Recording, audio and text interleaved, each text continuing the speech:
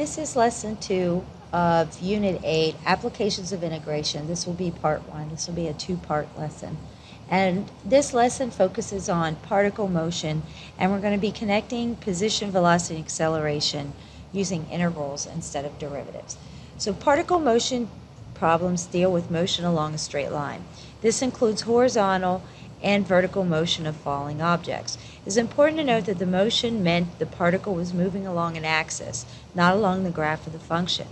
Now, it is possible for us to work in two directions. For example, if an object is traveling in a straight line, then its velocity can be expressed as an integral of acceleration. We're now going to spend this time to focus on the type of motion problems that you'll see on the AP exam. Okay, so the first thing we want to talk about, which is a review, we did this in chapter 6, which is the net change theorem. So the definite integral of the rate of change of a quantity f prime of x gives the total change or net change in the quantity on the interval. So we know that if you take the integral from a to b of f prime of x, you're evaluating f of b minus f of a. And that, of course, will be our net change.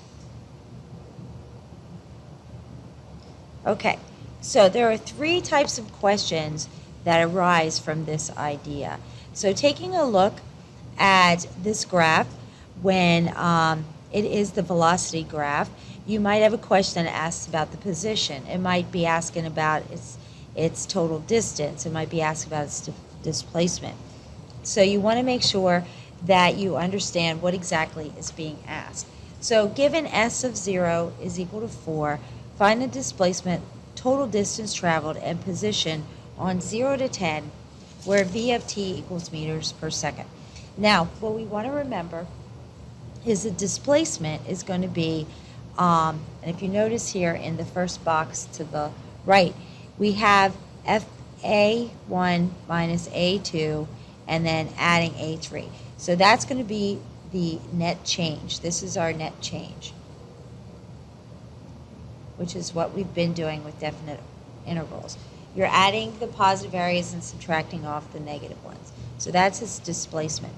Then when you talk about its total distance traveled, you want to take the absolute value of the velocity function.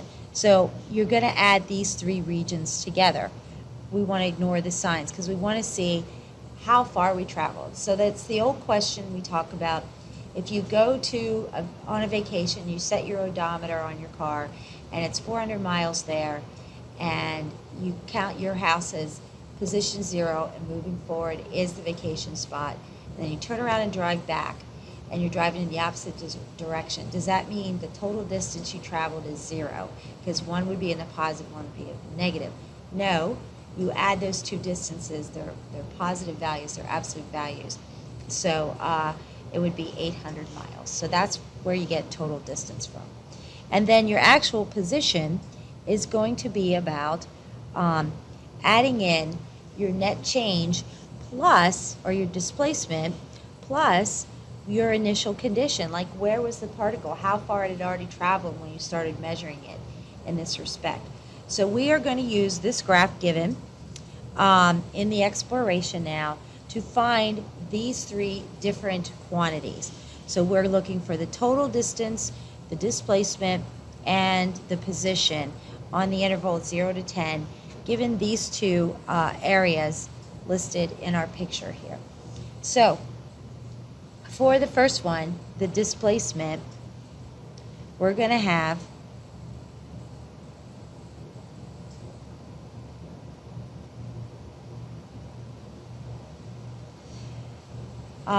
the integral from 0 to 10 of v of t dt.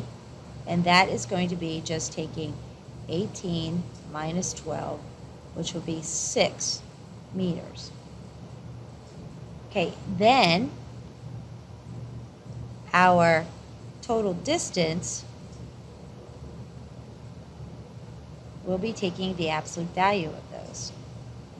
So that's going to be from 0 to 10. That's supposed to be a 0. It looks like a 2.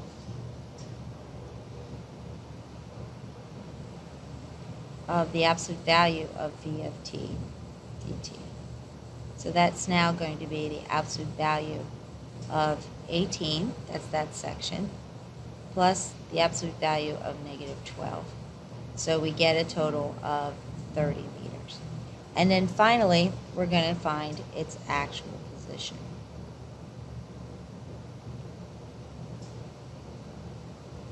And we're going to do that by taking its displacement. We're going to take the initial condition for it's how far it has traveled already, plus the integral from 0 to 10 of v of t dt. And so we get that we already had 6, so we have 4 plus 6, which is 10 meters. So that's its actual position in that straight line. Okay, so looking again at a velocity graph, and in the past what we were looking at is comparing it to the acceleration and talking about what's happening with the distance or the displacement based on the slopes of this graph and whether it was positive or negative. So in this case, we're going to be looking at it the other way. The graph at right represents the velocity v of t of a particle that is moving along the x-axis on the interval 0 to 8 seconds and including 0 and 8 seconds. V of t is measured in inches per second. So part A, for what interval or intervals of time is the particle moving to the right? Justify your answer. So what we're looking for is it'll be moving to the right, which is the positive direction,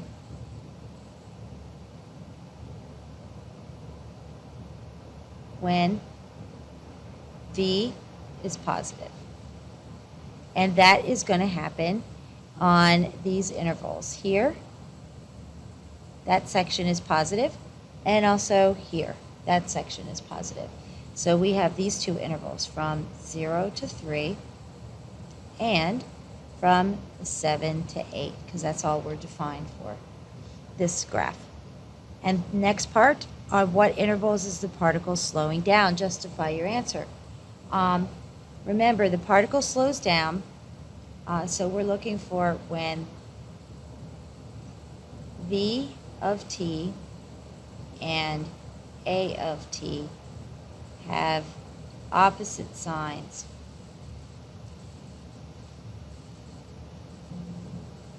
So we're looking for a two cases. And we want to note here that a of t, let me just note this, is the derivative of the velocity function. So one case is when v of t is positive and v prime of t is negative. So that's going to occur here in the beginning in this section. Here the velocity is positive, but we have a negative slope. So the acceleration, which is the derivative of the velocity, is less than 0. So that's one section. So we have from 2 to 3. And another place is here, where we have a positive slope, but we have a negative velocity. So that is going to be from 6 to 7. Here we have v of t is less than 0, and v prime of t is greater than 0. So that happens from 6 to 7. Part C, when is the particle stopped and changing directions? Justify your answer. So that happens where the velocity is equal to 0. And we have two x-intercepts here where it changes at 3 and at 7.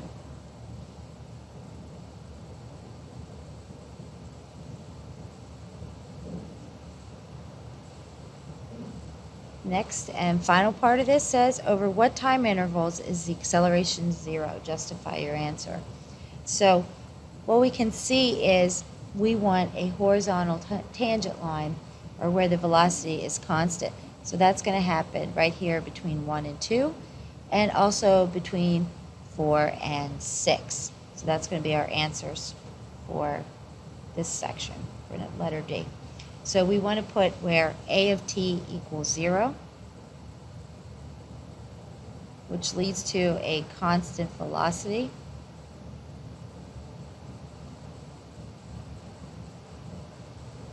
And that happens in 2 places, as we said, 1, 2, and 4, 6.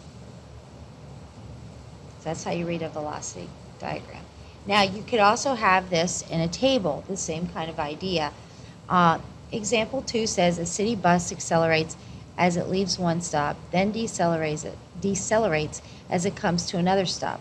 The chart below measures the velocity v given in miles per hour between each stop. Okay, so we're supposed to, in part A, find the distance in miles the bus travels between every interval or stop using the trapezoid rule. Now, one thing you want to notice here, and you've got to pay attention to things like this is in minutes and the velocity is in miles per hour.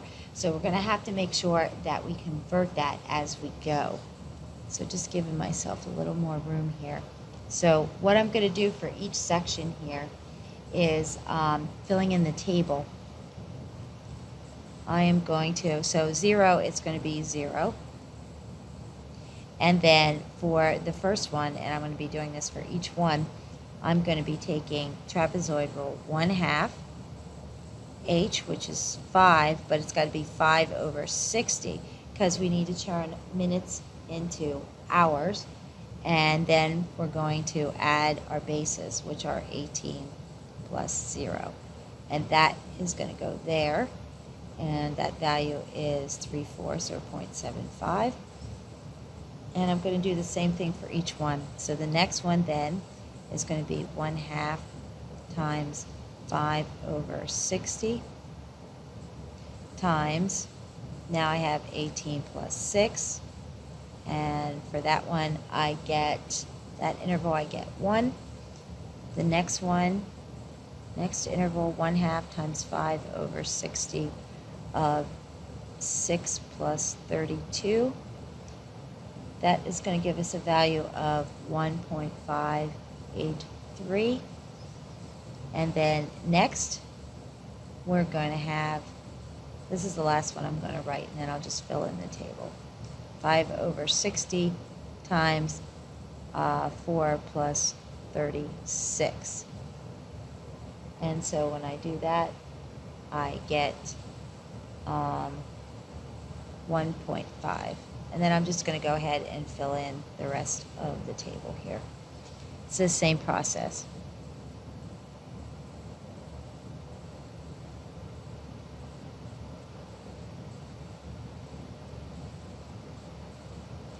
Okay, so there's part A.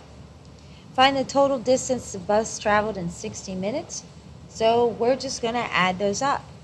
That's all our intervals. So we're just going to add 0 plus 0.75 plus 1 plus 1.583 plus 1.5 plus 1.667 plus 2 plus 1.417 plus 0.917.